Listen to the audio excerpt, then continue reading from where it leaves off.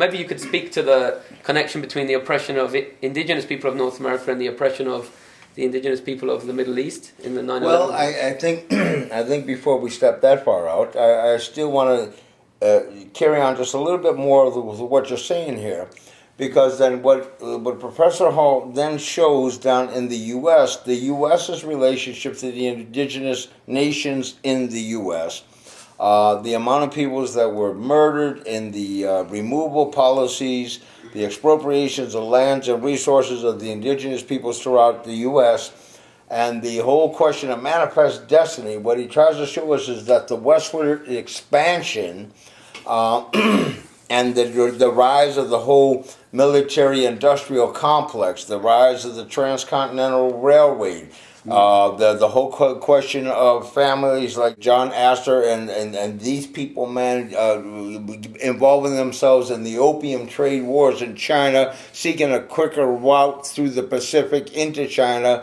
for opium, for spices, and for different resources. Of course, still you got the resource wars going on within indigenous nations, and as we're going along, many of the nations were forced at the point of a gun to accept so-called treaty-making processes, which basically, the Congress was enacting bills, which was the General Allotment Act, which basically was a legal theft of land that took land away from the indigenous populations at the stroke of a pen. And then they dwindled down the size of the nations that they controlled, and the people were imprisoned upon their own land. And then it shows about the resistance, whether it was the resistance of the Sioux at the Little Big Horn, or the resistance, man, of Tecumseh, once again at the Battle of Fallen Timbers. And to show that in the whole course, the Sitting Bull, and they showed the Crazy Horse and the struggle down with Victoria and Geronimo, and all of the battles that went on to fight against the colonial encroachment, and then the eventuality of being imprisoned upon our lands, but then Congress making laws in order to put us into a limited form of self-government, and a fiduciary relationship, man, with the congressional bodies, with the U.S. government. So there's limited self-determination, there's limited sovereignty, and yet they're still under control by the Great White Father in the U.S. But what this whole conflict about how the Brits, on the one hand, in Canada, treated the indigenous populations north of the 49th parallel, as opposed to how the American colonists, who basically broke away and refused to pay a tax that would protect the interests of the indigenous populations, according to the 1763.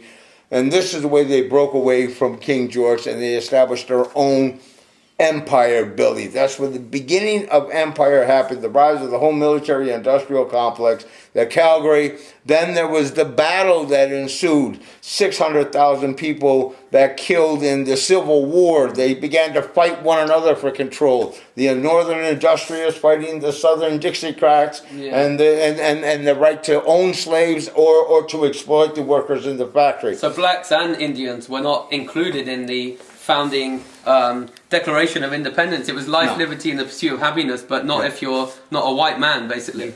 But basically also in the Constitution, we weren't even considered human beings. So we weren't even factored in as any rights relative to constitutional rights in the founding of the Constitution, even though the founding of the Constitution was stolen from the guy in the go with the great law of my people, that's an irony. That's very ironic, is a major irony. So then we see, and then we go into steps, and we're just going to take little steps out of here, out of this ingenious work of this ingenious work. And the next level is we see the whole rise of the military-industrial complex, and then we jump into the Second World War, and with the rise of the different wars the U.S. found themselves in, establishing themselves as empire, establishing themselves as a military power, domestically and internationally. By the time that the U.S., and here we start to see the relationship between northern industrialists in the United States, and the relationship that they held, man, with the Nazi regime, Adolf Hitler, And the whole fact that Adolf Hitler learned how to imprison in concentration camps the Jews, predicated on his self-professed studies of how North America put us on reservations. Yeah. They even used the term that they would find a way to exterminate the Red Indian problem, Yeah. the same way that they would try to get rid of the Red Russians or the rise and the encroachment of socialism from Russia in the East. From the Red Indians, quote unquote, to the Red Communists. So now, what did you see in that whole analysis between the Red Indians of North America and the Nazi movement? Yeah, what did you see in that? Yeah, well, obviously it's a romantic nationalist project. So just as we see these founding fathers invoked as kind of being God's chosen people, and the United States, I think, the manifest destiny was the product of this US exceptionalism that we saw.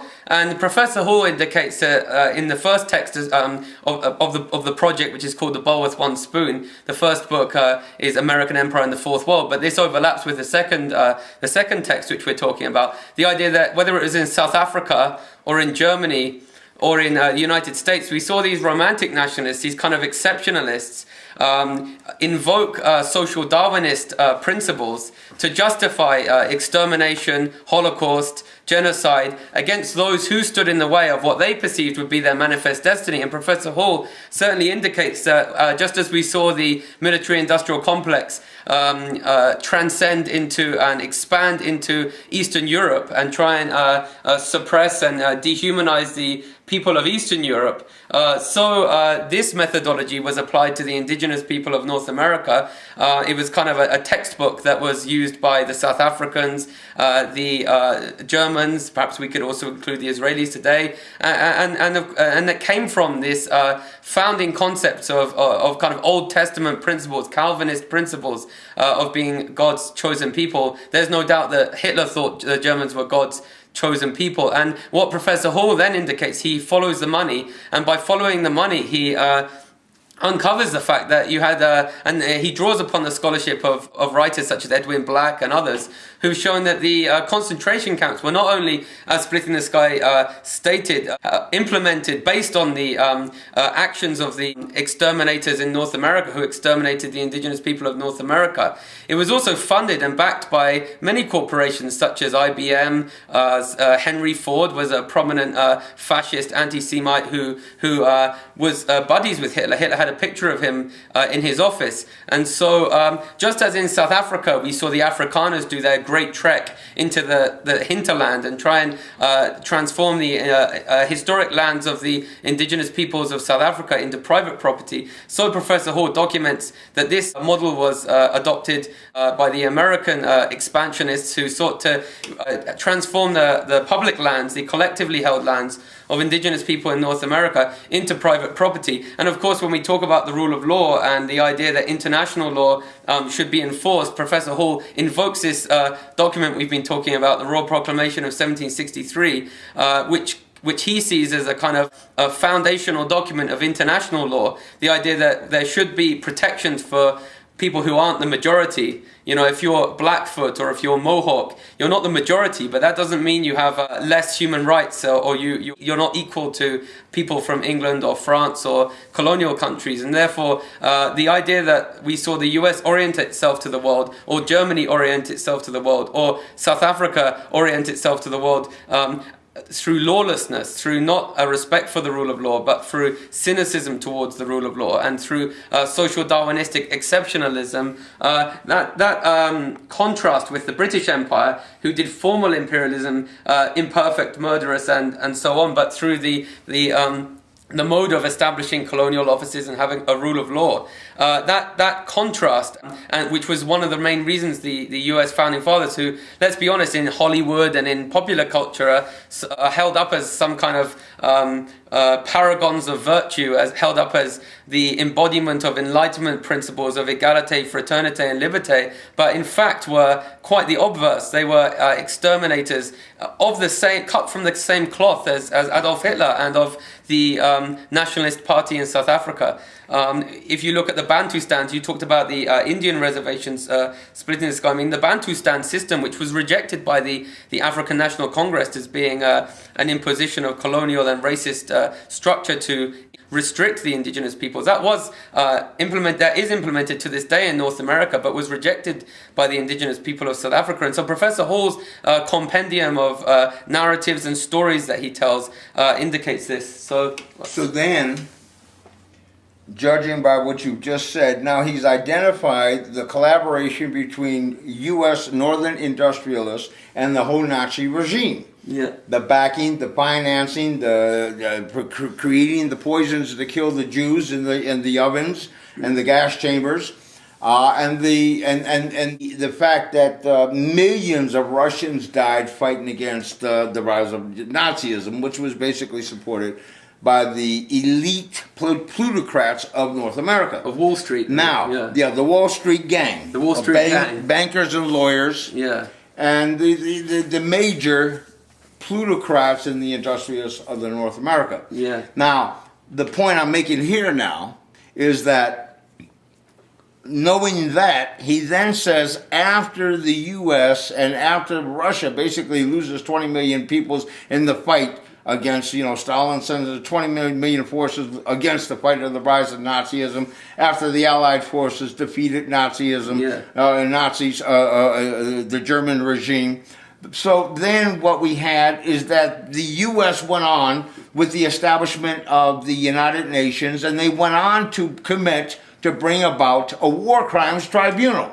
Yeah, it's an irony again, because they want to, on one hand, do lawlessness. I mean, I think they didn't ratify the Genocide Convention until Ronald Reagan's administration. Yeah. So out of World War II, out of the genocides of World War II, we saw this international legal infrastructure emerge. What a beautiful triumph of humanity.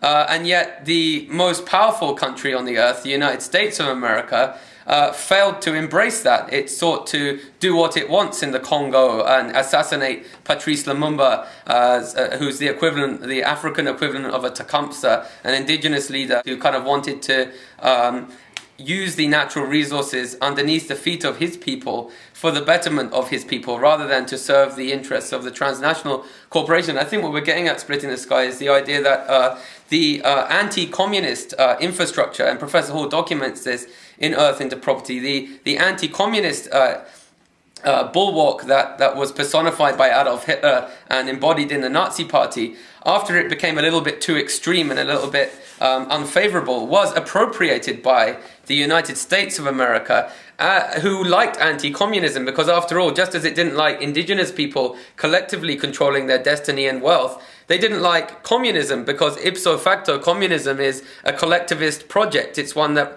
requires the nationalization and redistribution of wealth, at least on paper, based on egalitarian principles. And so we saw the likes of Henry Ford and other industrialists say, well, this Hitler's killing communists and trade unionists, many of whom were Jewish, of course, and he's killing them. And we like that because Henry Ford himself was a union buster. And so Professor Hall has a great chapter, chapter 5, which it's called Roosevelt or Hitler, ? Finding third ways to the fourth world. And so the idea that Roosevelt kind of embodied, and Professor Hall argues, is a kind of more ingratiating and benevolent approach to the American dream through the New Deal and through giving workers some power and embracing trade unionism and allowing the United States. And at the same time, he had an Indian, a person who was dealing with Indian affairs or native affairs called John Collier, who also wanted to do an Indian New Deal. So there was this kind of renaissance of human rights at that time. But then that was contrasted with the people we've just referred to as the Wall Street gang, who, like people like Hitler, killing communists, opposing anyone who tried to do anything collectively, because that threatened the profits of the oligarchy who transcended Germany and the United States, and who that framework continues to this day. And so Professor Hall tries to tease out these patterns and themes and trends that reoccur throughout history in order to show that indigenous peoples, and he argues this in the book, aren't just 20 million people in the world. They're effectively 75% of the world's population, he argues, due to their encounter with the with colonial forces, with colonizers. I mean, the experience of people in Rwanda, he argues, or people in the Congo, is quite synonymous with the experience of, say, Dene or Oji Cree.